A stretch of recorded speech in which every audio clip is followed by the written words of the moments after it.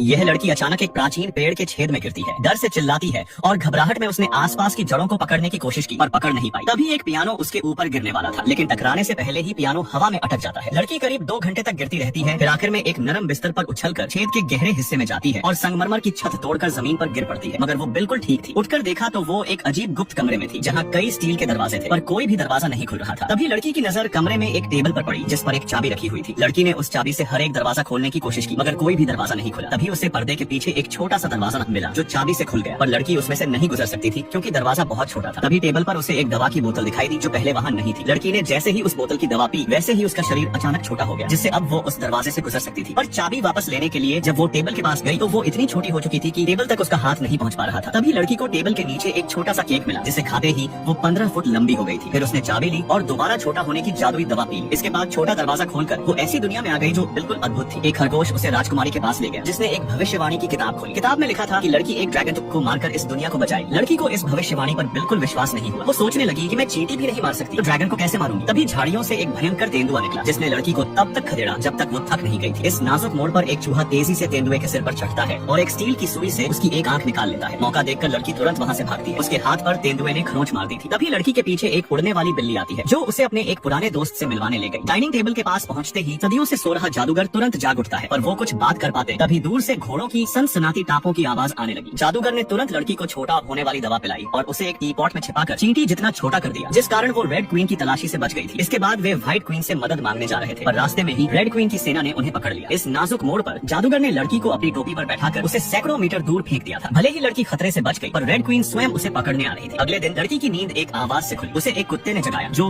White queen का पालतू जानवर था। वो लड़की को व्हाइट क्वीन के महल ले जाने वाला था, पर लड़की ने मना कर दिया। लड़की ने पहले जादूगर को बचाने पर जोर दिया। कुत्ता उसे रेड क्वीन के महल ले जाता है। घास के मैदान में पहुंचते ही एक खरगोश की नजर लड़की पर पड़ती है, तो उसने लड़की को एक जादुई केक दिया, जिसे खाते ही लड़की वापस अपने सामान्य आकार में लौट आई थी। लड़की को सामने देखकर रेड क्वीन स्तब्ध रह गई। उसे अपना अपनापन महसूस हुआ। उसने लड़की को महल घुमाने का आदेश दिया, जहाँ उसे जादूगर कैद में मिल गया था। जादूगर को छुड़ाने और महल से भागने के लिए लड़की ने जल्द से जल्द ड्रैगन डिस्ट्रॉयर तलवार ढूंढने का मन बनाया। तभी उसे खरगोश से पता चला कि तलवार एक पिंजरे में छिपी है, जिसमें तेंदुआ बंद है। लड़की को एक विचार आया। उसे याद था कि चूहे ने तेंदुए की एक आंख निकाल ली थी, तो लड़की ने तेंदुए को उस आंख लौटाकर तलवार का सौदा किया। तलवार पाकर लड़की बहुत खुश थी। तेंदुए ने लड़की के घाव भी ठीक कर दिए थे। पर जैसे ही लड़की जादूगर को बचाने जा रही थी, तभी रेड क्वीन की सेना ने उसे घेर लिया। इस नाजुक मोड़ पर तेंदुआ भागते हुए आया और लड़की को घेरे से बाहर निकालकर भागने लगा। फिर कुत्ते के निर्देशन में वे जान जोखिम में डालकर व्हाइट क्वीन के महल की ओर दौड़ पड़े। दूसरी ओर जादूगर को फांसी दी जाने वाली थी, और जैसे ही उसका सिर काटा गया, तभी अचानक उसका शरीर गायब हो गया था। उसकी टोपी सीटी बजाती हुई उड़ रही थी। दरअसल यह बिल्ली का एक भ्रम जाल था। इस मौके पर जादूगर ने बिल्ली की मदद से सभी लोगों को रेड क्वीन के क्रूर शासन के खिलाफ उकसाया और स्वयं मौका पाकर वहाँ से खिसक लिया।